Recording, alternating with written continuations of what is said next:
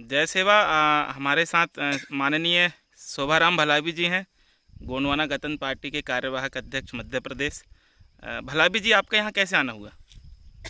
फड़ा पेंता सेवा सेवा फड़ा पेंता सेवा सेवा। आज हम छिंदवाड़ा की भूमि, गोंडवाना की भूमि पर सभी कार्यकर्ताओं के साथ यहाँ पर पतालकोट में आए हुए हैं। मध्य प्रदेश में बहुत बड़ी घटना घटी है, जो रोज पेपरों में, टीवी में आ रहा। नेमावर में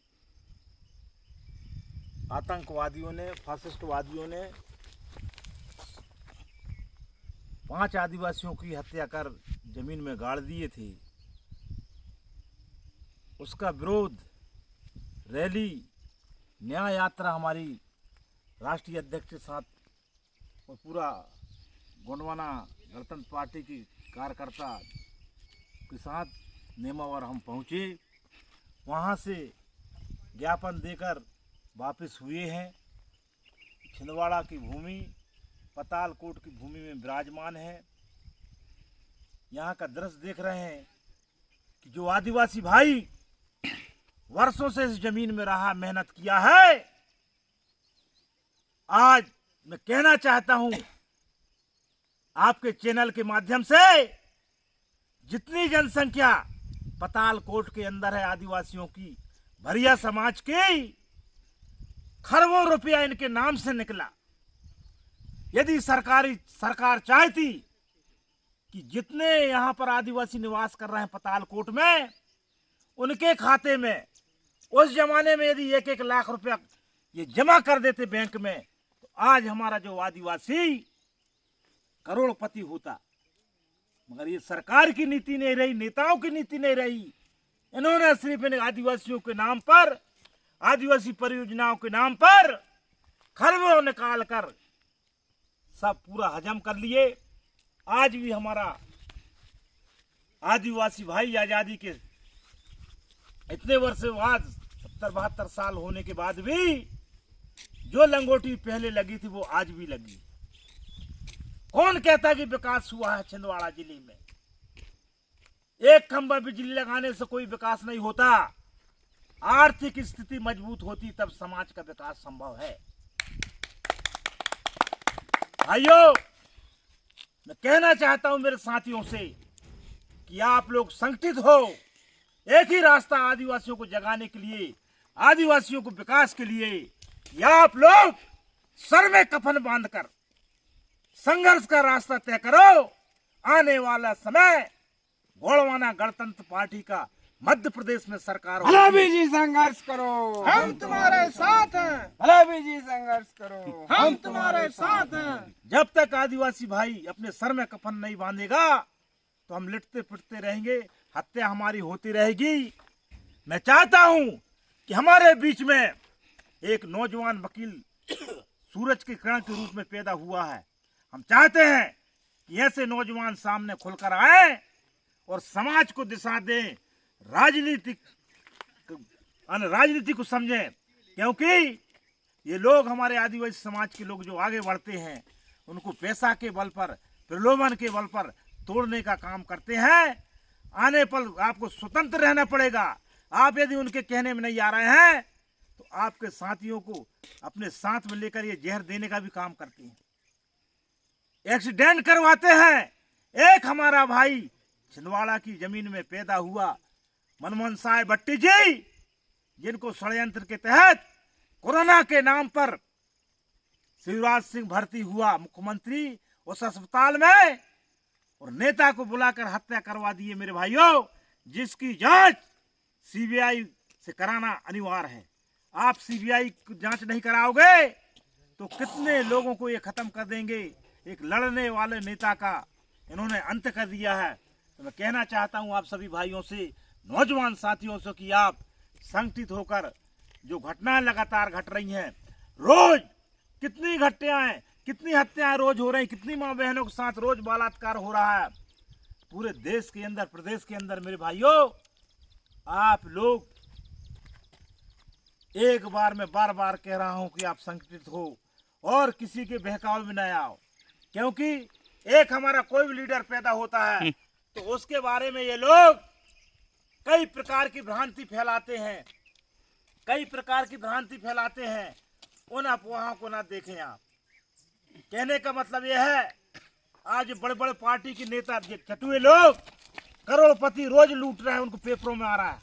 क्या उनको उनकी पार्टी के लोग विरोध करते ही नहीं करते? मगर हमारे समाज में कुछ भी यदि नेता के बारे में बोलते हैं तो कहते हैं कि भाई किसी ने कौआ ने कान लेगा तो लेगा। अरे आप कान के छीका तो देखो, क्या कौआ ने कान लेगा तो उसी के पीछे भाग रहे हो। ये मेरे समाज के भाइयों से है कि हमारे लोग जो नेता हैं उनके बारे में विरोध भी करें तो आप उस बात को ख्याल रखें कि ये भ्रांतियां समाज तोड़ने का काम हो रहा है, उनके बातों में आप ना आवे और समाज को जगाएं, अपने बच्चों को पढ़ाएं। और मैं चाहूँगा कि एक पैदा हुआ वकील साहब, तो आप लोग उनके मार्गदर्शन में जगह जगह, मैं वकील साहब से भी निवेदन करूंगा कि आप जगह जगह कैडर कैंप लें।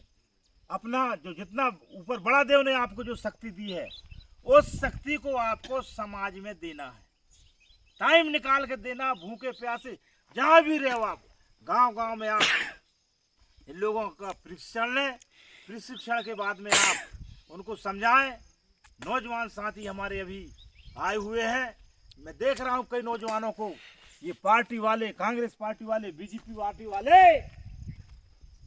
ये मोबाइल दे रहे हैं, व्हाट्सएप दे रहे हैं, जिससे कि ये समाज कैसा बहके कैसा भटके। तो मेरे भाइयों, आरएसएस के लोग देश के अंदर सबसे ज्यादा खतरा है और आदिवासियों को खतरा, देश का भी खतरा है, आदिवासियों को भी खतरा है। किससे? आरएसएस से। आरएसएस ये आदिवासी विरोधी है, देश विरोधी है। आज वर्तमान में पूरा देश की संपत्ति जो दड़ियल बाबा, नकली बाबा देश का प्रधानमंत्री है, मोदी के बारे में आप जानते नहीं हो। एक ही बात जानो, देश का ये नहीं हो सकता जो सगी पत्नी अपनी पत्नी बनाया और पत्नी को कहता कि मेरी कोई शादी हुई ही नहीं। इतना बड़ा लोफर प्रधानमंत्री कभी भारत में पैदा नहीं हुआ जो लोफर आज पैदा है। जो पत्नी का नहीं हुआ, क्या वो देश का होगा? इस बार भी तो सोचो। मध्य प्रदेश का मुख्यमंत्री जी लोफर, जो मामा अपने आप को कहता है शिवराज सिंह चौहान, जो नेमावर में जो हत्या हुई है 5 लोगों की, उसमें इसका लड़का खुद साथ में है, इसका लड़के का पूरा सहयोग है, इसलिए सीबीआई की जांच नहीं हो रही।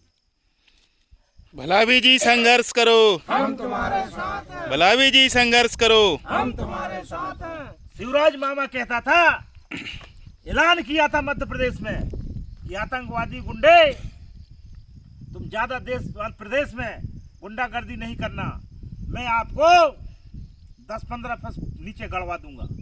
जिनको आह्वान दे रहा था पब्लिक के सामने कि गुंडा, जो भी गुंडा होगा उसको मैं जमीन में गाड़ दूंगा। उसका उल्टा हुआ। आदिवासियों को जो बात बोलता था शिवराज, तो गुंडाओं को गाड़ देगा तो फिर ये गुंडे क्यों घूम रहे तेरे घर में, आसपास क्यों जा रहे हैं? उल्टा हुआ तो 5-10 फीट गाड़ दूंगा बोले जमीन में, तो 10-15 फीट तो इनने आदिवासियों को गाड़ दिए। आपकी जो भाषा थी उसका प्रयोग क्यों नहीं कर रहे हो? क्यों इनको आप सीबीआई के लिए जांच के आदेश नहीं दे रहे हैं? तो सबसे बड़ा गुंडा तो मध्य प्रदेश का मामा शिवराज सिंह है, बहुत बड़ा गुंडा, यही आतंकवादी है, ये सब कुछ है। तो मेरे भाइयों समझ जाओ, नौजवान साथियों, आप लोग साथ में संघर्ष होंगे। आपकी भी जेल जाने की बात आएगी, आप जेल जाना शुरू करें। जब तक आप अपने सर में कफन बांधकर जेल जाना शुरू नहीं करोगे, ये समाज का विकास नहीं होगा। आप संगठित हो, समाज को जगाओ और धार्मिक संस्कृति को आगे लाओ, बच्चों को पढ़ाओ और संघर्ष के लिए एक बार आप खड़ा पेंता गणतंत्र पार्टी जिंदाबाद जिंदाबाद, गोंडवाना गणतंत्र पार्टी जिंदाबाद जिंदाबाद, अभी तो ये अंगड़ाई है, आगे और लड़ाई है। अभी